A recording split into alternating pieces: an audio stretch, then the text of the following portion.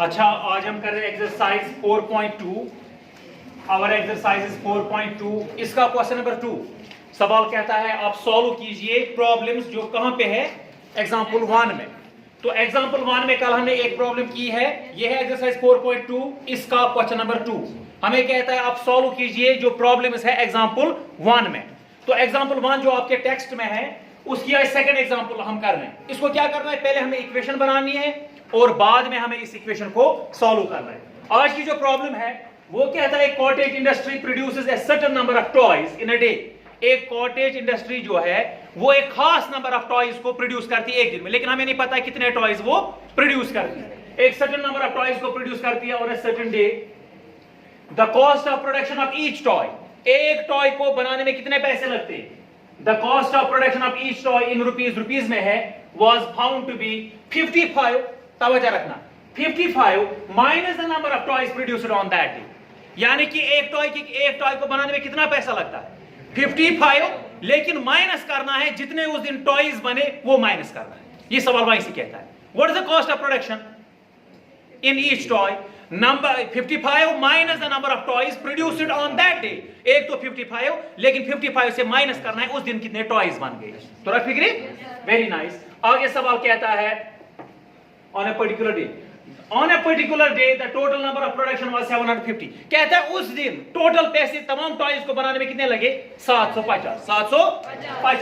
आप बताओ we would like to find out the number of toys produced on that day. फिर बताओ उस दिन कितने टॉयज इस कंपनी ने बनाए, इस कॉटेज इंडस्ट्री ने उस दिन कितने टॉयज बनाए। देखिए हम क्या करेंगे, हम सबसे पहले जो हमें फाइंड करना होता है अननोन क्वांटिटी जो है उसको हम लेट करते हैं। तो सबसे पहले मैं लेट क्या करूंगा, मैं अपना सॉल्यूशन जो है वो यहां से स्टार्ट करूंगा। मैं लिखूंगा let the number of toys produced on that day be x. मैं लिखूंगा let the number of toys produced on that day.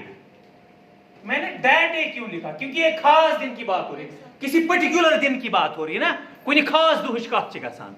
तो लेट में रखूंगा उस दिन कितने टॉयज प्रोड्यूस हो गए एक्स नंबर, लेकिन x is what, x is the number of toys.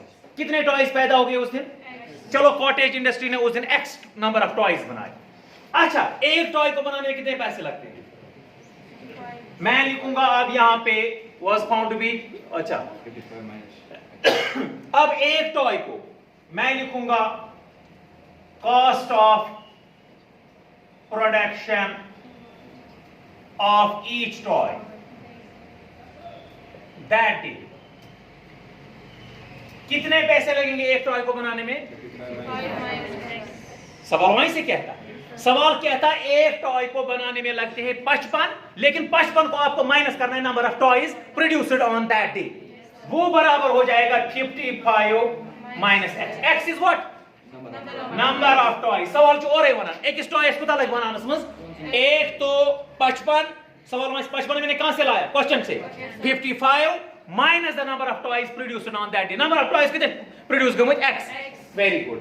अच्छा, एक कितने टॉयज बन गए उस दिन एक्स, एक टॉय को कितना लगता है 55 माइनस एक्स। मुझे बताओ सारे टॉयज को उस दिन बनाने में कितना लगेगा, इन दो को करेंगे मल्टीप्लाई। तो अच्छा समझी, मैं ला एक साबुन की कीमत है 5 रुपए, मैं लाता हूं 5 सोप्स, 5 5 25, मैं मल्टीप्लाई करूंगा, एक की कीमत इनटू मैंने नंबर कितने लाए, इनको मैं मल्टीप्लाई करूंगा तो मुझे टोटल निकलेगा। देयरफॉर मैं लिखूंगा therefore total cost of production, therefore total cost of production on that day.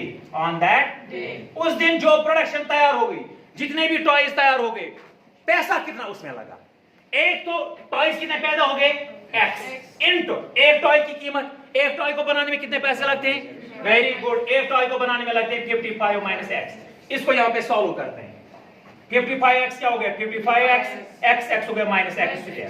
ये मुझे निकला टोटल उस दिन प्रोडक्शन कितनी होती है, यानी कि जितने भी उस दिन टॉयज पैदा होते हैं उनको बनाने में इतने, ये समझो ये अमाउंट, दिस इज मनी, ये पैसे यहां पे, दिस इज अमाउंट, कितना खर्चा आता है उस दिन इन टॉयज को बनाने में 55x माइनस एक्स स्क्वायर। अब आप एक चीज करो, अकॉर्डिंग टू क्वेश्चन, अब हम लिखेंगे अकॉर्डिंग टू क्वेश्चन, तब अकॉर्डिंग टू क्वेश्चन, सवाल के मुताबिक उस दिन कितने पैसे लगते दिया भी है यहां पे, On a particular day, the total cost of production was 750. 750. इसका मतलब मेरा ये बराबर आना चाहिए 750. सीधी सी बात है ना. मेरा जो मैंने कैलकुलेट किया वो निकला, उस दिन इतने पैसे लगते हैं. अभी ये क्लियर नहीं है क्योंकि इसके साथ वेरिएबल भी है, लेकिन यही है. इनके मुताबिक कितना 750. इनके मुताबिक उस दिन टोटल जो प्रोडक्शन निकलती है उसमें कितना खर्चा आता है 750. इसका मतलब मेरा खर्चा ये है. इसका मतलब according to question 55x minus x square is equal to 750. ये इसके बराबर आना चाहिए ना, क्योंकि मैंने निकाला total cost of production on that day, मुझे निकला ये. तो सवाल कहता है उस दिन निकला, उस दिन पैसे कितने लगे 750. इसका मतलब है मेरा आना चाहिए इसके इक्वल. आना चाहिए कि नहीं आना चाहिए? आज को कंफ्यूज. Very good. अब हमारी इक्वेशन बन गई. अब इसको मैं थोड़ा ऑर्डर भी देता हूं और सॉल्व भी करता हूं. सबसे पहले हम स्क्वायर वाली टर्म लिखते हैं. तो माइनस एक्स स्क्वायर, ये 55x यहां आएगा तो प्लस 55x, 750 इधर आएगा तो माइनस 750, उधर कुछ नहीं बचा तो जीरो. एम आई राइट? Very good. अब मैं यहाँ पे ये इसको माइनस है इसको खत्म करूंगा. कैसे करेंगे? जैसे मैंने आपको कल बोला, मैं दोनों साइड को माइनस मल्टीप्लाई करूंगा, उससे कोई फर्क नहीं पड़ेगी. मैं माइनस मल्टीप्लाई करूंगा बाहर से, अंदर से है minus x square plus 55x minus 750 equals में 0. अब यहां तक मल्टीप्लाई दे दो. ये माइनस मैंने लेफ्ट हैंड साइड को भी दिया और राइट हैंड साइड को भी. क्यों? The operation that I will do on the left hand side, I have to do the same operation on the right hand side. अब माइनस से मल्टीप्लाई कर दो. Minus minus plus x square minus plus minus 55x minus minus plus 750 equals में 0. This is the required quadratic equation. ये मेरी equation बन गई, लेकिन मुझे सॉल्व भी करना है. सवाल कहता है ना उस दिन टॉयज कितने बने. अब मैं करूंगा काम में किसी भी मेथड से solve. I can solve it with the quadratic formula or I can solve it with the help of the factorization. लेकिन आजकल हम factorization ही सीख रहे हैं तो उसी से हम करें. Factorization में हम क्या करते हैं, लास्ट वाली कांस्टेंट टर्म और x स्क्वायर का कोएफिशिएंट जो इनको करते हैं मल्टीप्लाई. जरा यहां मैं रफ वर्क करता हूं. x वाले x स्क्वायर का कोएफिशिएंट अगर कुछ नहीं है तो 1 है इनटू कांस्टेंट टर्म है 750. 750 1s are 750. आपको दो ऐसे नंबर ढूंढने हैं जिनको मल्टीप्लाई करके आना चाहिए 750 और उनको लास्ट की टर्म निशानी क्या, लास्ट कांस्टेंट टर्म की प्लस करके आना चाहिए 55, ऐड करके आना चाहिए माइनस 55, ज़रब करके आना. ऐसे दो नंबर. आप तो समझ में जल्दी नहीं आ रहे. मैंने आपको बोला फिर क्या करना चाहिए, इस 750 के फैक्टर्स निकालो. 750 के फैक्टर्स अगर आप देखोगे, अगर लास्ट पे 5 होता है 0 होता है, उसको 5 से आराम से फैक्टर निकल जाते हैं. तो हम ऐसे निकालेंगे 5 1s are 5, 2 कैरी ये बन गया 25, 5 5s are 25, 5 0s are 0, 5 3s are 15, 5 0 0, 5 6s are 30. ठीक है ना बच्चों? Very good. अब इन्हीं फैक्टर्स से मुझे ऐसी कॉम्बिनेशन बनानी है. देखो फैक्टर्स को जब ज़रब कर देना हमें ये टर्म वापस आती है. ये तो आना भी चाहिए, लाजमी है क्योंकि इसी के फैक्टर है. लेकिन अब आपको ऐसी कॉम्बिनेशन बनानी है इन्हीं फैक्टर्स से कि उनको ऐड करके मुझे आना चाहिए 55. जरा कैसे आएगा? 5 5s are, इन दो को जब मैं ज़रब करूंगा तो 25, इन दो को ज़रब करूंगा 5 6 are 30, 30 और 25 आ गए 45. तो ठीक है. और जब आप 25 और 30 को ज़रब करोगे तो 750. मैं करूंगा ही नहीं. बोलो क्यों? क्योंकि ये इसी के फैक्टर है. इनका ज़रब तो नेचुरली आएगा ये वापस. तो इसका मतलब है मैं करूंगा वो नंबर है 25 और 30. लेकिन अब मुझे सोचना है निशानी क्या रखूंगा मैं इनको. मुझे आना चाहिए माइनस 55. मैं रखूंगा दोनों को माइनस. मैं लिखूंगा माइनस 25 और माइनस 30. देखो माइनस जब इनको ज़रब करूंगा 25 into 30 वो आएगा 750 माइनस माइनस प्लस. एक शर्त कंप्लीट. दूसरी शर्त माइनस 25x और माइनस 30x आएगा फिर से माइनस 45x. फर्क पिया कहां? Very good. 55x आएगा. अब मैं इस 55 के बदले क्या लिखूंगा? शाबाश, दो नंबर मैंने ढूंढे. x स्क्वायर अपना ही, इसके बदले मैं लिखूंगा 25x माइनस 25x और माइनस 30x प्लस 750 अपना ही इक्वल्स में 0. मैं पूछा था वजह? ये दो नंबर मैंने किसके बजाय लिखे? इसके बदले लिखे मैंने दो नंबर. लेकिन ऐसे दो नंबर मैंने लिखे, इनको फिर से ऐड करेंगे तो वापस आ जाएगा. कोई फर्क? अब ये दो पेयर बन गए. देखो एक पेयर और एक पेयर. अब हम कॉमन देखेंगे. यहाँ पे भी x है, यहाँ पे भी x है और कोई भी चीज कॉमन नहीं है. x निकलेगा बाहर, अंदर क्या बचा? x minus 25. तवज्जो अच्छा. फिर से जरा करो x स्क्वायर माइनस 25x हो गया माइनस 20. यही हम यहाँ पे भी रखेंगे x माइनस 25 अंदाजे से. ये तो यही आना चाहिए. बाहर क्या निकलेगा था? माइनस 30. देखो माइनस 30x फिर से माइनस 30 हो गया. माइनस माइनस प्लस 30 into 25 हो गया 700 इक्वल्स में 0.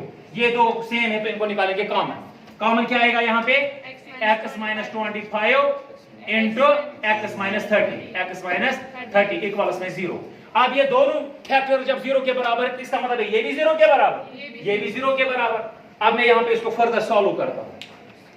तो इतना मुश्किल नहीं है, ये बहुत ही आसान है। इसको अब हमें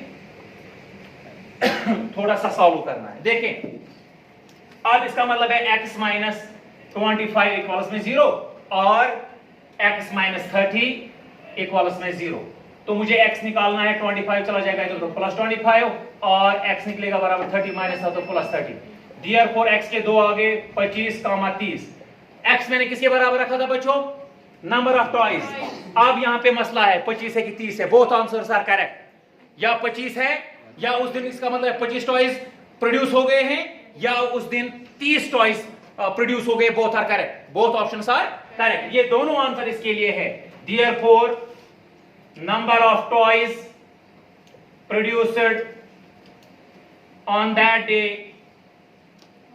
इक्वल्स में 25 और 30। Both answers are correct. मैं इसको आपको चेक करके भी देता हूं। आप मुझे बताएं बच्चों, प्रोडक्शन सवाल कहता था, मैं यहां पे क्रॉस चेक आपको करके दूंगा। आप मुझे बताओ, आप 25 इंटू एक्स के बदले पहले 25 रखो, कितना आएगा? देखिए, मैं इसमें प्रोडक्शन कितनी आनी चाहिए मुझे उस दिन? 750 आना चाहिए। मैं चेक करके दूंगा। देखो प्रोडक्शन उस दिन कितनी हो गई है? 55x minus x square. जरा 55 इंटू एक्स के बदले 25 और माइनस एक्स स्क्वायर के बदले भी 25 का स्क्वायर, ये आएगा 625 का स्क्वायर माइनस इन दो को मल्टीप्लाई करो 1375। इससे माइनस करो 625, वो आएगा 750। आ गया ठीक? प्रोडक्शन गोवा में क्रॉस चेक। अगर मैं रखूंगा उस दिन टॉयज पैदा हो गए 25 तो मेरी प्रोडक्शन फिर भी आती है 750। अब मैं रखूंगा इसके बदले 30। अब देखो दूसरी बात, मैं चेक कर रहा हूं, दिस इज चेक, CHEC की चेक। अब मैं यहां पे 55x माइनस एक्स स्क्वायर, अगर मैं रखूंगा उस दिन कितने टॉयज पैदा हो गए? कितने टॉयज? 30। तो 55 इंटू 30 माइनस 30 का स्क्वायर। अच्छा, इन दो को मल्टीप्लाई करो, 1650 माइनस 30 इंटू 30 900, वही होता है। माइनस करो 616 से, इससे 750। दोनों बोथ ऑप्शन। Therefore हमें क्रॉस चेक हो गया। या तो उस दिन टॉयज कितने पैदा हो गए? या तो 25 टॉयज उस दिन प्रोड्यूस किए कंपनी ने, या तो 30 टॉयज पैदा हो गए। सारी गोवा क्लियर?